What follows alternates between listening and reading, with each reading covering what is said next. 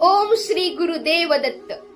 तर या मंत्राचा अर्थ असा की ओम म्हणजे परमेश्वराचं पवित्र नाम, सृष्टीचा मूल ध्वनी. श्री म्हणजे मंगल, पवित्रता आणि समृद्धीचे प्रतीक.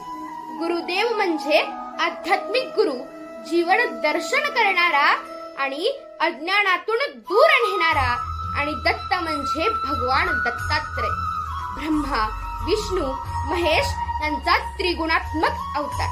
तुम्हा सर्वांना श्रावण महिन्यातल्या गुरुवारच्या भगव्या आणि शुभमय शुभेच्छा.